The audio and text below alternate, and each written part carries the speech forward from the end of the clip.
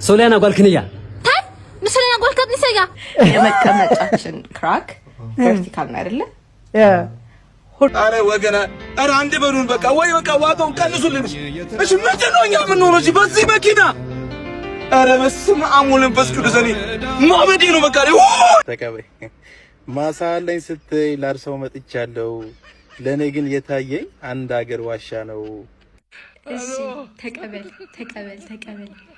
ያንተማ ማረሻ ምንኛ የከፋ ነው። ገና ከመድረሱ ወድቆ ነው የሚገኘው። ሰላም ከመየለሁም ክፍሎም የ ለማዓንት ድማ ፍሉያት ዝኾኑ ቪድዮታት ሒዘልኩም መጽየለኹ ዘስሕቁ ዘገርሙ ዘደንግጹ ዘባህርሩ ዘተባብዑ ዝቅስቅሱ ኮታስ ከምዚው ነለዲ ዘብሉ ፍሉያት ቪድዮታት ኣብ ሕድሕድ ቪድዮ ናተይ ሓሳብ ከካፍለኩም እየ። ሕዚ ቀጥታ ናብቲ ቪድዮ ስለ ዝወስደኩም ሳብስክራይብ ብምግባር ጀምሩ። ሌትስ ጎ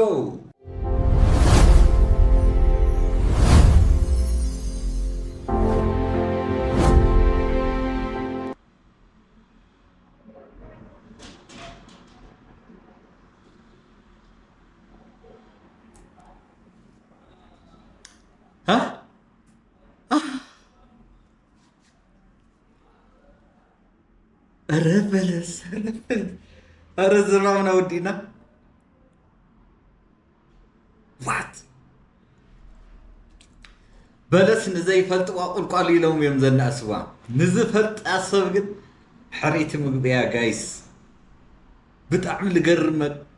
አበላላዒ ናይ ዚስካ ፍልይ ይብል ከምዚ ከአድዩ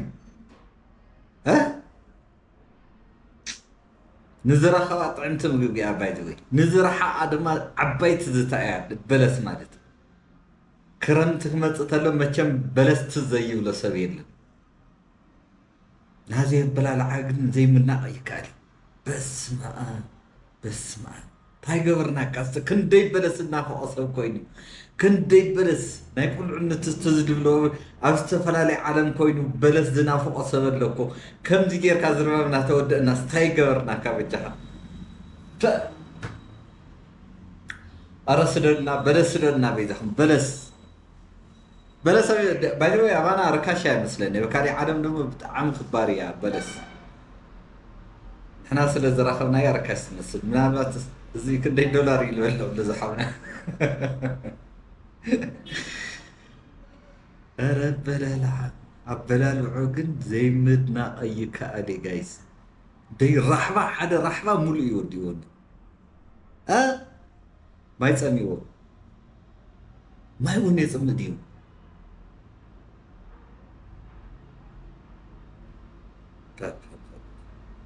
በለስ ሕዚ ካብዚ ጌርካ ቃዲትካ ገለ ካብ መብላዕ ሓሊፉ ጁስ ኮይኑ ካሊእ ነገር ኮይኑ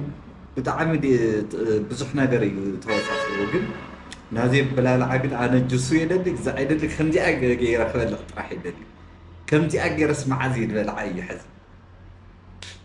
ዋው ኣብ ባዕልኻ ክበፅሕ ዘይትደልዮ ነገር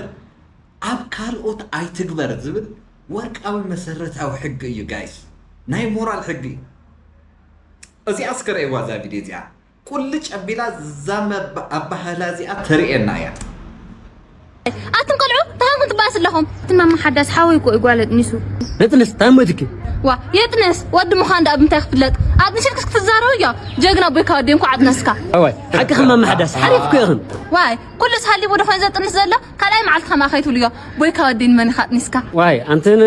ማማ ሓዳስ ከመይ ደሞ ኣጆኻ ቦይካ ወደይ ኣይትሕፈር ድሓርካ ቆልዓ ብዕድል እዩ ዝዓቢ ኩላትና ድማ ቦይና ሓሊፍና ግዳይ ጓል መን እያ ንገረኒ ዋይ ካብ በልክንማ ሶሊያና ጓልክንያ ምስለኛ ጓልከት ንሰያ ሕዝሪ ኖርማሊ ክትላይ ፀናሕ ክን ተረጋጋ ዓባ ጾም ማልታይ ክረጋጋሉ ንስኻ ድኻ መናጥስ ከመይርካ ካን ጓለት ንስካያ ብስርኸት ትወልድ ቆልዓ ታገርኩም ትዕይዋ ታይ እንዳልዕ ይኻ ዓብ ንገረን እስኪ እዚ እንደ ቆልዓ ብዕድል ይዝዓበየክን ነልካ ንኻሊ እምበር ንጓል ይድዩ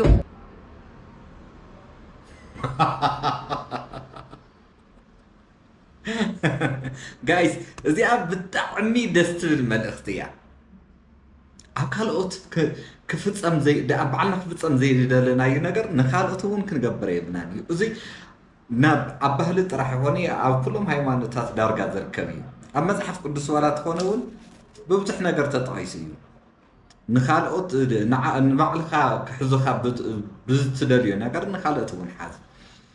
ጀስት ለኣኻ ግበረልካ ዝደለኻዩ ነገር ኣብ ካልኦት ግበር ብብዙሓት ሕግታት ተጠቂሱ እዚ ወርቃማ ሕጊ እዩ ናይ ሞራል ሕጊ ማለት እዩ ስለዚ ንኻልኦት ንሕዘሉ መንገዲ ልክዕ ንባዕልና ንሕዘሉ መንገዲ ክኸውን ክኽእል ኣለዎ ኣብ ካልኦት ኣብ ባዕልና ክበፅሕ ዘይደለናዮ ነገር ኣብ ካልኦት እውን ክበፅሕ የብሉ ብጣዕሚ ዝገርም መልእኽቲ እዩ ጋይስ سمعوا زحفتنا تقول لنا يا መቀመጫችን ክራክ ቨርቲካል ነው አይደለ ሆሪዞንታል ቢሆን ስትሩቅ ያጨበጭባል ሄደ እና ወደ ጎን እንዴት የምልጥ አረግዶ ተቀምጬ ስነሳ ፕሊስ ኢንሰርት ወይኔ ኢንሰርት ኤግዚት ላይ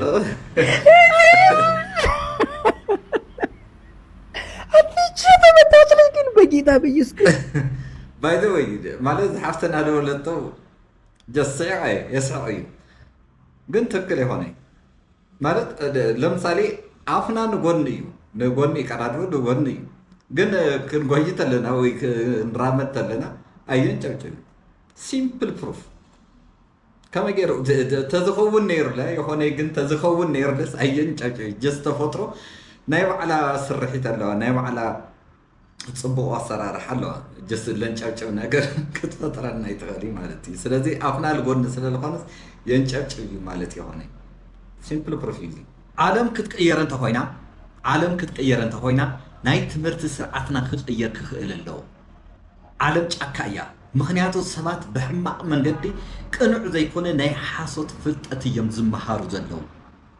ቅኑዕ ፍልጠት ማለት ብሉፃት ሰባት ብሉፃት ፊዚሻን ብሉፃት ቴክኒሻን ብሉፃት ዓቀብቲ ሕጊ ዝገብረና ማለት እዩ ሕዚ ዓለም እንተሪእኩምዋ ግን ሕድሕድ ዶክተር ሕድሕድ ዓቃቢ ሕጊ ሕድሕድ ዝተምሃረ ሰብ በዝበዝቲ ህዝቢ እዮም እዚ ኣሃዳውነት እዩ ካፒታሊዝም እዩ ሕድሕድ ሰብ ንገንዘብን ንጥቕሙን ኢሉ እዩ ዝማወት ዘሎ ትብለና ኣላ ጋይስ ዛዴና እስኪ ስምዕዋ The educational system should be changed. This is very, very crucial in order to change the whole world. And the whole world is a jungle because people are educated in a very bad way. And we receive pseudo-knowledge and not real knowledge. What is real knowledge? Is knowledge that make us better human beings, better physicians, better technicians, better lawyers. But when you look at the world, you see that every profession exploits the people. Doctors exploit the patients and take their money. Lawyers exploit you and take... So that's patriarchy and that's class and that's capitalism. Everybody is fighting for money and for their own interest. We are not educated in a sense that we help each other and revolt together for our liberation. No. We have to re-educate ourselves. That's why when I go to my class, the first lesson, the first topic I talk to my students, I tell them I cannot teach creativity because creativity is not taught. It's something you have to live it from birth to death. We have to live creativity, to feel it. So it's not something we have it only in school. It's at home. ቅኑዕ ትምህርቲ ማለት እንታይ ማለት እዩ ቅኑዕ ትምህርቲ ማለት ነንሕድሕድና ከመይ ጌርና ክንተሓጋገዝ ከም ዘለና ንነፃነትና ከመይ ጌርና ክንቃለት ከም ዘለና ዘምህር እዩ ትብለና ኣላ ስለዚ ዓርስና መዲስና ክነምህር ኣለና ዋው ዘ ፖይንት ዝና ኣብ ትምህርቲ ዝተምሃርናዮ ትምህርቲ እኹል ኣይኮነን ከምዚ ገይሮም እዮም መሰልጢኖምና ስለዚ ዓርስና መዲስና ክነምህር ክንክእል ኣለና ነዚ እውን እዩ ናብ ዘምህረሉ ክላስ ከኣት ከለኹ መጀመርያ ንተምሃሮይ ኣነ ፈጠራ ኣይኮንክን ዘምህር ፈጠራ ካብ ትውልድኹም ግዜ ጀሚሩ ክሳዕ እትሞቱ ግዜ እትነብርዎ ነገር እምበር ብትምህርቲ ዝርከብ ኣይኮነን ዝብሎም ንነብር ፈጠራ ክንስተማዕር እዩ ኣብ ትምህርቲ ቤት ኣይኮነን ዘሎ ኣብ ገዛና እዩ ዘሎ ትብለና ኣላ ስለዚ እዚ ሓሳብ እዚ ቀንዑ ኢልኩም ሓስሮ ናይ ትምህርቲ ስርዓትና ተተቀይሩ ዓለም ክትቀየር ትኽእል እያ ዓርስና ክንተሓጋገዝ ንኽእል ትምህርቲ ክንረክብ ክክእል ኣለና ዘሎ ትምህርቲ ዓለም ዝቀይር ኣይኮነን ኢልኩም ሓስሩ እስቲ ሓሳብኩ ኣካፍ ዋት ጋይስ እዚ ጡት ዲ ደረት ታይና ኢና ንፅውዖ እዚ أول تاعتي كم زي البلد كعلين طعم القرب ها زي شاشالي ميديا زي مسمسة نبهلنا بزحات حنفصو نقرات له بزحات ريناينا قعاتي اكزعيلات هذا بزحات نقرات المسيمين نعلم دوما فلي البل ارقز الناون يفهلت الله اسكر ايوان ازي بو تجمير دي زاد اللهم يرقزا قدنياني أنا بزاد اللهم يرقزا قدنياني أنا يرقزا اللهم يرقزا قدنياني يرقزا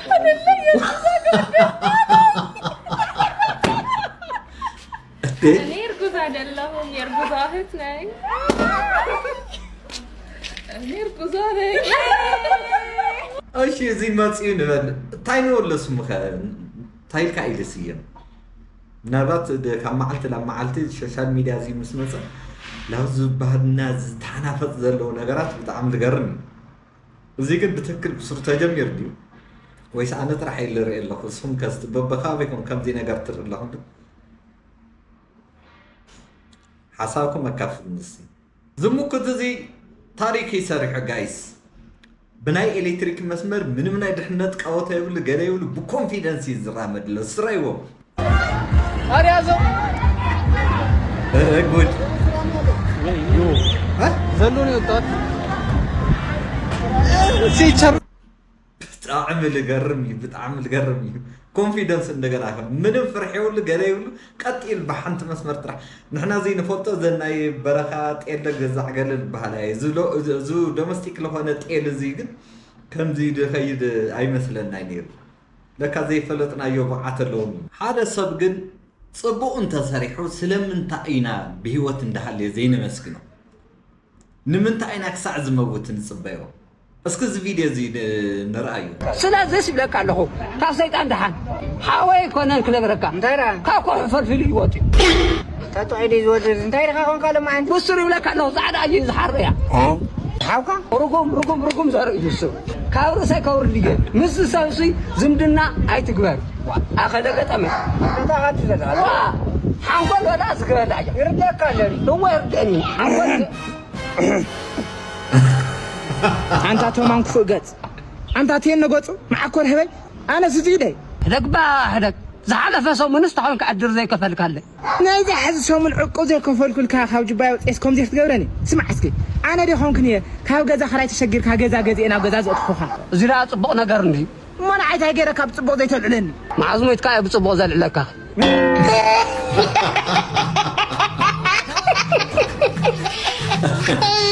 قرامي ملأختي جايز حدا صبوا أنت سريح إن من تعينا به وتندعى زينا مسكنه كسعز موجود دينا ده كنت بيزل لنا كنا مسكنه جينا خنولو كن شلمو أي زقبع أزي تكلني عن ملأختي بدعم دسر الملأختي مزيت حزنا ده ما حادث من البات أنت مويتو ده خا كل جزء تصبوا ببهنا مثلا تصبوا زين الجرب برنامج موتسب حماق خزربين سمعي مالتي ولا زيك حماق بهل ديتينا من الوقت أنا حماق بهل يمثلن مغنيات واحد سب مسمته صبغ تزارب له نتم الموت سب تيكونس نت ترى في بيت سري نت بيت سب كصنعنا بيانس ولا دحاوي حفتي ولا يموت جنبه وتهلي صبغ سب لستوصل سرح سريحي إيدو كاب حزن كم الناس كصنعنا سلز جبريو امبر نمنتعي الموت سب كل جيز حماق الزراو اللي ناول كده حتى تبني مالتي مغنياتو صبوق الزرابلو نت مواتي already سو نمواتي هوني already سو مويتي قلنا تترافقن نخصنا على عتباهي ስለዚህ እዚ ከዓ ከም ጽቡቕ ባህሊ ክውሰድ ዘለዎ ዝሮ ግን እዛ ቪድዮ እዚኣ ብጣዕሚ ጽቡቕ መልእኽቲ ኣለዋ ጀጋኑና ብሂወት ላሃለዩ ከመስግኖም ክንሽልሞም ከነስታውሶም ክንክእል ኣለና ዝብል መልእኽቲ እኒኦ ቴንክ ዩ ጋይስ ዝተቐበል ላወሉ ኣብ ቲክቶክ ዝጫወተው ጨዋታ እውን ርኢኹምዎ ኣነ ብዙሕ ርአ እዚኣ ግን ብጣዕሚ ትፍለያ ጓልን ወድን እዮም ተቐበላ ተባሃሉ ልመላለስ ለው እስኪ ከሪአኩም ተቀበል ማሳ አለኝ ስትይ ላርሰው መጥቻለሁ ለኔ ግን የታየኝ አንድ ሀገር ዋሻ ነው ዋሻ ለርሻ አይሆን ለዘር መተካተ ወዲያው ማረሻዬ ሲተኛ ይሁት የትኛው ማረሻ ደግሞ እንዲያርስልኝ አንድ ሀገር ዋሻሽን አጥበበሽው ጥሪኝ ማጥበብ ብቻ አይደለም መድፈንም ይቻላል እንደኔ ሐሳብ ግን ቢደፈን ይሻላል ጋይስ ኦኬ ዘወድ ተዓታይ ከም ዝገይሩ እሺ እንተን ይልዋን ዘወድ ተቀበለሉ እንተን ይልዋሉ ዛጓል ከታይ ትምልስ ትኸውን እስቲ ነረያ ናታካ ብጣዕሚ ገራሚ እሺ ተቀበል ያንተማ ማረሻ ምንኛ የከፋ ነው ገና ከመድረሱ ወድቆ ነው የሚገኘው አራሽማ ድሮ በፊት ቀረ የዘንድሮ ሞቷል ቶሎ ተሰበረ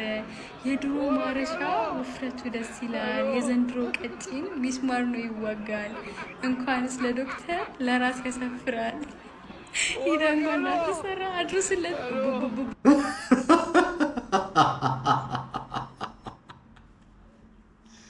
رق ببل بدعم لقرمي يعني يزيد مسعق المزنانة يمبر كالي انتني يقولي سلازي تقبلهم جن بقتمي بدعم لقرمي أنا بدعم يسعني نورو دنت جن حل جزاك وعتي جايز حزكون نورات اللي ميكينا اللي الكون زيت حقوس اللي جيزة بزينا زحوا ناس قطع قطع موسن رأيو نعم ايش من دنو شاوني من دنو ዲያረኛው ሲም አረ በመድሃን ያለ እስዩት ይሄንንካ እናቴ ትሙት አሁን እኔ ስለመረረኝ ነው ለዚህ ቆርቆሮ ለዚህ ታሮጌ መኪና ይሁላ አዳዲስ ዕቃ አስቀይረኝ አይ ለዚህ እስቲ ፍረድ ወገን እናቴ ትሙት የለም ተብዬ ሶማሌ ተራ ዞሬ ጥሬውን 30 ሺህ አዲስ አረ እሺ አሁን ሲሄን በዚህ መኪና ለዚህ ዕቃ 30 ሺህ ብር ወጥቼ በዚህ መኪና መሰረች ነው 30 ሺህ ብር ማግኘት ይሄው ይሄንን ለዚህ 4 ሺህ ብር እሺ ቶ አረ እንደው መድሃን እንደው ፍረዱ እናቴ ትሙት ይሁላ ዕቃ ቀይሬ ለዚህ ቆርቆሮ ናይ ተመልከቴ ወላልቋል በስንት ጊዜ ሰርቼ ነው ይሄንን ገንዘብ ማመጣው በዚህ ናፍጣ በዚህ መንገድ ትራንስፖርት በዚህ ከስሽኛ ምን ነው ጂኛ ምን ያተንክባት ይሄ ሀገራችን ኢትዮጵያ አይደለም ምን አረ በመድሃን ያለም እናቴ ትሙት ስለመረረኝ ነው ይሄንን ቪዲዮ የምሰራው ስለመረረኝ ማለት ነው እሺ ይሁላ አሮጌ ዕቃ ይሁ ተመልከት ሲል ይሁላ ዕቃ ቀይሬ ለዚህ እኔ አረ ወገና አረ አንድ በሉን በቃ ወይ በቃ ዋጋውን ቀንሱልን እሺ ምንድነው እኛ ምን ሆነሽ በዚህ መኪና አረ በስመ አብ ወመንፈስ ቅዱስ እኔ ማመዴ ነው በቃ اوكي ماكينه حزين بزح حسابات جيتس تيكون الشخمي يا خويا دي الشخمي كل نجر تعيسوي نافتو سبير بارتو جست ناي ترافيك منام بزح قالو بزح حسابات انا بزح الفلط مكا بزح حسابات ماكينه اون كوفو بيلم جست بتاكسي من كاساسلو ناوراك الفيديو خويا سلازي ارسل برسنا بيانس زغيزه زيك الساعه زحلف عرسنا كن الردادا كنتحقاقز كنكللنا مالتي فزي كوين جن بتعمين نروح فيديو زلوا فزي كنا ردادا كنا حالفوا لنا جايز زحونا لا بهلا وعين حكمنا خيدا كندزي الأكل قحف كاب عيني وصيني ولنا زي تكل دي جايز سرز بهلا واحد عين حكمنا تكل يا بزحت وتعطي سمعي رأيه جن تأمنوا له بتكل يسرح ديو اسكر أي وز فيديو زي تري واللهم حواتي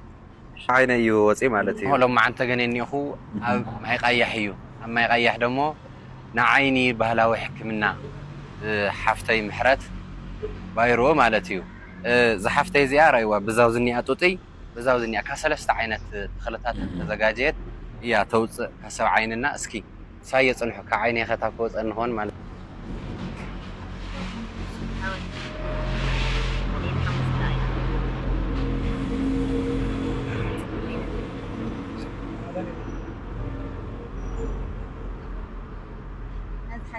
يعني وصلني يلا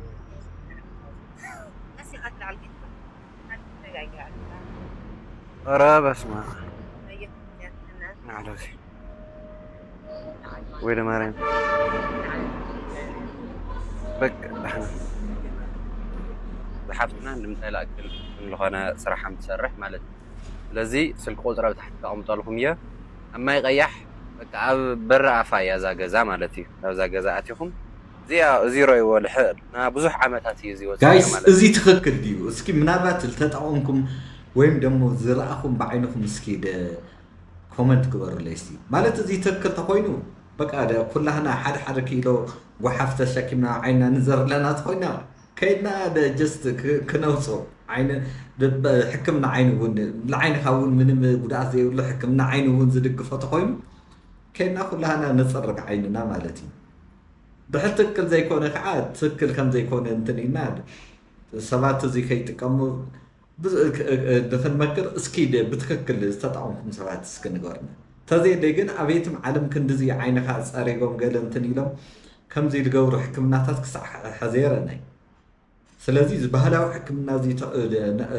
ኣብ በተለይ ኢትዮጵያ ዝግበር ባህላዊ ሕክምና ግን ትክክል እንተኮይኑ ብጣዕሚ ክበረታታዕ ዝግበኦ እዩ አብየትም ክሊኒክ ንዓይኒ ክሊኒክ ከይድካ ዘይትረኽቦ ነገር እዮም ዝስራሕሎ ማለት እዩ ዓመታት ኣብ ዓይንኻ ዝተጠራቐሙ ጀስት ብሓደ ብሓሙሽተ ደቂቃ ጥራሕ ጸሪጎም ድሕር ብዘይ ምንም ሕማም ይኹን ብዘይ ምንም ሳዕቤን ድሕር ዝውገድ ኮይኑ ካብዚ ብላዕሊ ሕክምና የለን መቸም ስለዚ እስኪ እዚ ትክክል ኢልኩም ደትሓስቡ እስቲ ርእይቶኩም ዝተሃውነሲ ምናልባት ተመክሮኩም ዝተካፍሉና እዚ ብጣዕሚ ዝገርም ኣርት እዩ ጋይስ ምናልባት ግን እዚ ብጓል አንስተይቲ ኢትዮጵያዊት ተሰሪሕልኩም ተአምኑ እስከራዩ 3 ሳምንት ብቻ ይበቃኛል ብዬ 3 ወር የቆየሁበትን እስራኤል ላሳያችሁ እስኪ ይሄኛው ስርዓት እዚህ ላች እንደሆነ አላውቅም ግን የሆነ ሰዓት ላይ ፖስት እያረኩኝ ነበር ግን ከሆነ ጊዜ በኋላ ፖስት ማድረግ አቁሜ ነበር አሁን ግን ሙሉ ፕሮሰሱንና ፋይናል ሪዛልቱን አንድ ላይ አድርጌ ይዤላችሁ መጥቻለሁ እንደምትመለከቱት ቦታው ስቲርኬዝ አካባቢ ስለነበር ትንሽ አስቸግሮኝ ነበር ግን ቆንጆ በሆነ መልኩ ሰርቼ ጨርሻለሁኝ እስከዛሬ ከሰራሁት ይሄኛውን ስራ ላይ የሚያደርገው ኤጁኬሽናል ነው በየስዕሉ መሃል ጽፎች ነበሩት እናሱ ነው ትንሽም ጊዜን የወሰደው እያንዳንዱን ጥንቃቄ በተሞላበትና ዲቴል በሆነ መልኩ ነበር ሲሰራ የነበረው ከጅማሬው አንስቶ እስከ ማለቂያው ድረስ ጥንቃቄ ይፈልግ ነበርና ተጠንቅቄም 3 ወር ሙሉ ሰርቻለሁኝ እና በ3 ወር ቆይታዬ ውስጥ አዲስ ያፈራሁት ጓደኛዬ ነበር እንደ ሁሉ ጊዜውም በስራዎቼ ውስጥ ራሴን ያዳመጥኩ ነበር ሲሰራ የነበረውና በዚህኛው ስራ ደግሞ ያለኝን አቅምና ትግስት በይበልጥ ተረድቻለሁኝ ያው ስዕል ላይ ደግሞ ትግስት ዋነኛውና ቁልፉ ነገራችን ነው ትግስት ማለት ደግሞ ያ የምንሰራው ነገር ያለፋንበት ነገር ሲበላሽ ያስተካከሉና እንደ አዲስ መጀመር ካቆምንበት መቀጠል ብቻ ሳይሆን የተሻለ ሐሳብና የተሻለ ነገር ሲኖር አይዲያ ያሰፉ መሄድ ኢነርጂ ሳይኖር ሲቀር ደግሞ ያረፉ እየተነሱ በአዲስ ኢነርጂ መጀመር ማለት ነው ለኔ ትግስት ማለትና በዚህ ስራዬ ይሄን ሁሉ አይቼበታለሁኝ እና በዚህ ትልቅ ተቋም ውስጥ ደግሞ አቅሜን አይተውት አምነውኝ አሻራዬን በማስቀመጤ በጣም ኩራትና ደስታ ይሰማኛል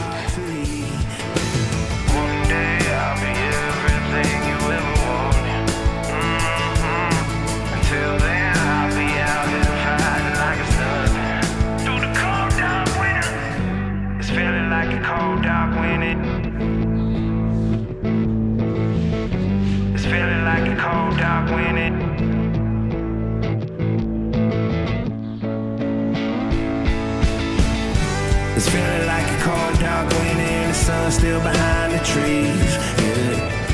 She asked me if I had another minute and I ain't had the heart to eat. Yeah. It's feeling like a cold dog winning, the sun still behind the trees. Yeah. She asked me if I had another minute and I ain't had the heart to eat.